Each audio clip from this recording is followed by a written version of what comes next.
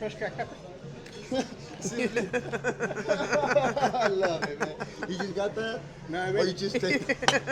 Here, let me see the bottle. Oh, man. Oh, you guys are wicked. everybody today. I hope you're all doing well. Got me out here just kind of enjoying nature and being at the park in San Francisco. Right across the street from the ballpark. You can see it right there. But anyway, I came on here to tell you guys a few things. And as you saw, the first 15 seconds of this video was a social experiment where I took a pepper grinding bunny, a pepper grinder, and decapitated the head and put the head back on to make a pepper dispensing rabbit, where the pepper comes out the butt of the bunny. I was at the Cheesecake Factory with my partner, and we just she was videotaping it, and the waiter just exploded with laughter, and it was really cool because the Ephathpha concept of being opened, it was the perfect disarming mechanism for when the waiter saw the bunny. He was laughing his butt off. He actually waved over other waiters and other service workers over, and it really broke up the monotony of their day, and it really brightened everyone's day to a degree. And it was pretty funny. It was pretty cool. I've now published 6 books. Since I last talked to you guys, I last put out one called The Sovereign Industrial Evolution. And then I've recently released 2 other books.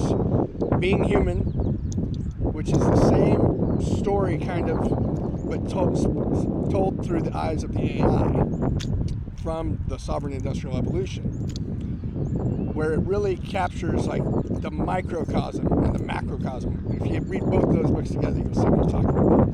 They complement each other incredibly well. And then the last one was The End of Entropy, a quantum parallel parable, which explains quantum mechanics to anyone who's stuck with breakthrough and doesn't understand the concept of what Ephathpha means, which the Aramaic command actually is be opened. And that gives you some context of what that was about. And the protagonist is basically helped by an alcoholic, cynical guardian angel who has a very sarcastic relationship with God, and is trying to help the protagonist while he's self-destructive and hasn't integrated his shadow. And it talks about how parallel versions of himself are coming to try to collapse his timeline and are hunting him. And it's quite an interesting piece of literary work. I think you guys will all like it. It's on Amazon. It's called The End of Entropy, the Quantum Parallel Parable. But that's not the only reason why I came on here.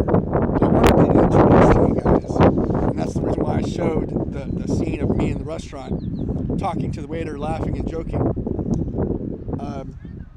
If you're ever in a state of stuck, or you have something that hurt, like, okay, for me, I just turned 44 on June 1st, and my parents completely forgot it was my birthday.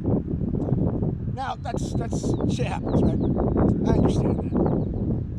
But to be truthful, that's just me wiping it under the rug. I was actually very hurt. But instead of allowing that to dictate my reality,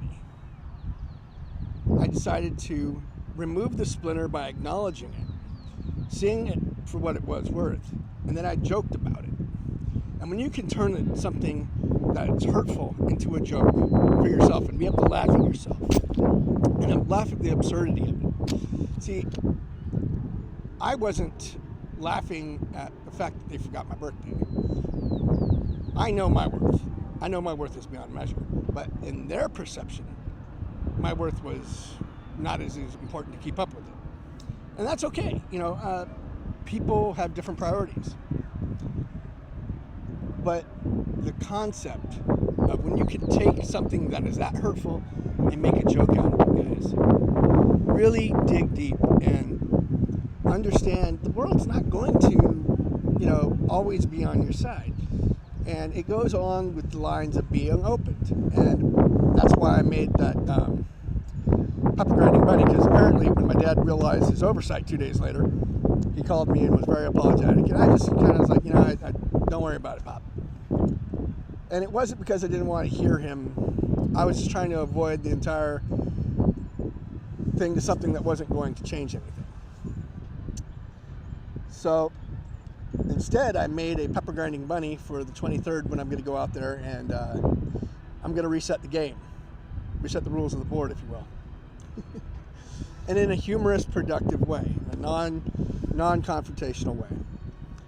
And that is one of the key ingredients in being sovereign. When you can take a look at any situation, and find the humor, find the silver lining. And sometimes it's very raw. Sometimes it's very hard to do that. But that's where it's different, where you actually have to take the initiative and realize the world's not going to do it for you. You have to do it for yourself. You have to be the answer to your own prayers. You understand that? I hope so. So with that knowledge, I then went camping with my partner, Candace, and we went up to Clear Lake.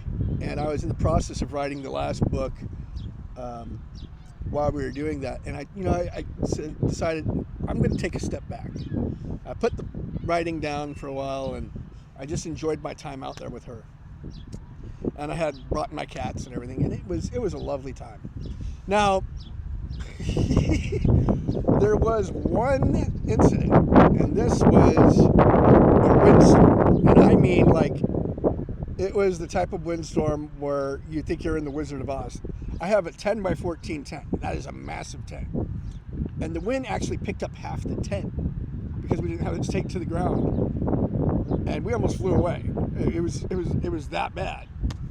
And we ended up having to use the car as an anchor for the tent, which was pretty crazy. But the next day it was wonderful. Skies were clear, everything was nice. And you really sit there and you really think of all the ways you are blessed. And when you sit there, there's a little trick I want you guys to do, if you're open to this. A lot of people, and I'm saying this this includes me, okay? I am no exception. I'm just like you guys. I make mistakes, I fuck up, and when I do, I own them. But here's a wonderful little tool. When you're talking to God, try doing this one little thing. We always curate what we say to God, even when we think we are not. So take a moment and sit down in a chair, preferably in nature, like I'm doing today. Sit and think, what is the one thing I'm curating, or the one thing I'm editing over, and I'm not saying to God the way it should just be said? Am I angry? Am I frustrated? Am I afraid? All those questions. Figure out which one, and it's all about pouring your soul out to Him.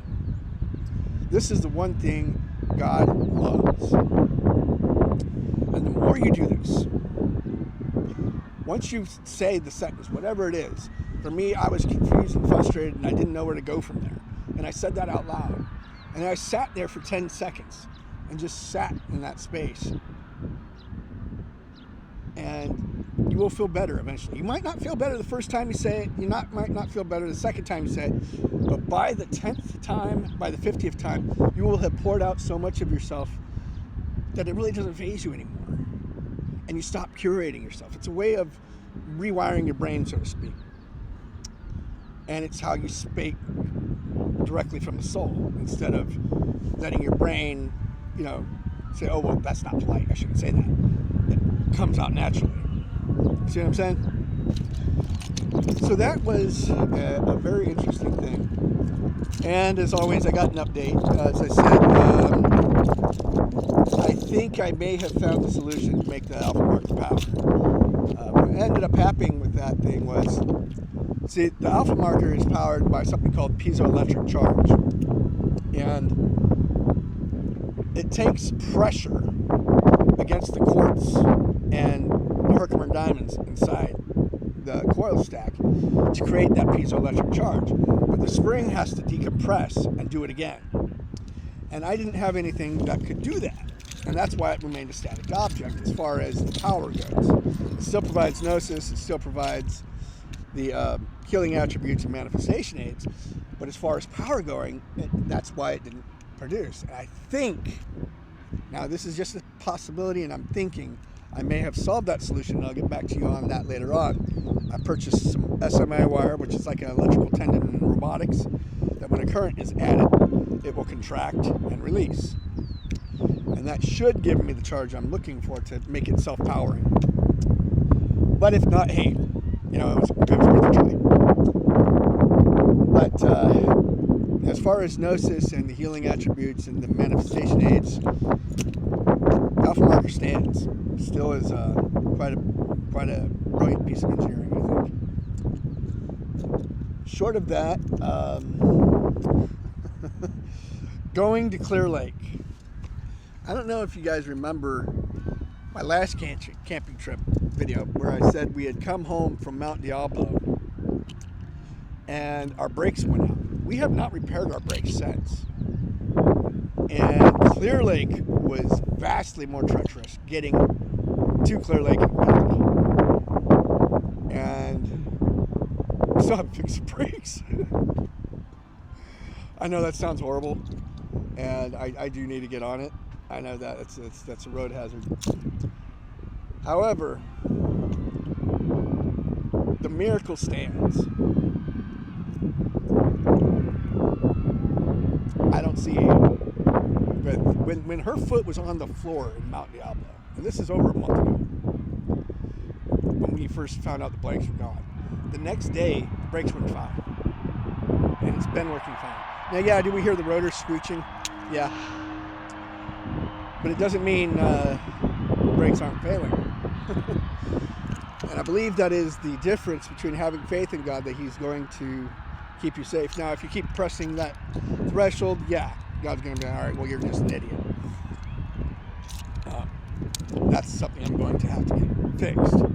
But I'm just giving you an example of what a miracle in motion looks like. That is all. On top of that, 6 books, 6 months, all published. I'd like to meet anybody else who can say they've done that with activity, plus a patent.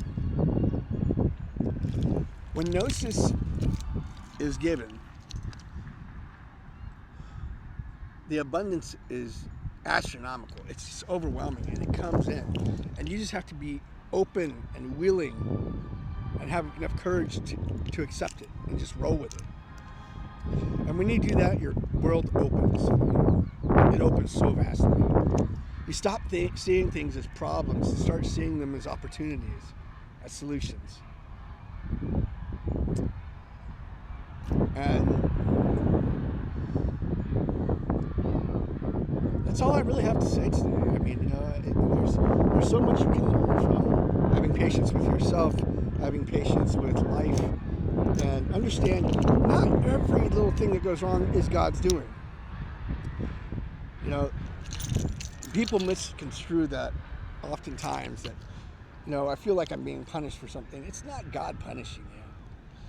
You know, like, okay, classic example. My partner had a string get placed in her eye that she couldn't get out, and she was like, "Oh my God, I feel like I'm being punished." And you know, God can't control that. You know, when she was in her sleep, she rolled over and the string got stuck in her eye. You know, that's just how life goes. And a lot of people think that, like, even with me, when the light off didn't happen, I thought I was being punished. And you know, the real thing is, I was too close to the result, and I was trying to force a result. And that is where the line between manifestation starts to push away from you. Because when you are needing something to happen, you're effectively telling the universe, I don't have that. So the universe is going to mirror that you don't have back to you. Now that I've released that need and I don't need this to work, I want it to. I think it would be awesome. But I'm not so married to the idea that if this doesn't happen, it's going to make or break me. No. There is a vast and very, very big difference between needing something and wanting something, a result to occur. And the more you can facilitate something to occur, of course. But the moment you stop facilitating and start trying to force a result, that is where things go wrong. Like with the books I write, they just kind of flow. In a sense, they kind of write themselves. And I just dictate it out through speech onto the Word document. And had I been trying to force these with, so I need this book to be this many words and this many pages long, or otherwise it's not good, the book would just be a hollow shell of an idea.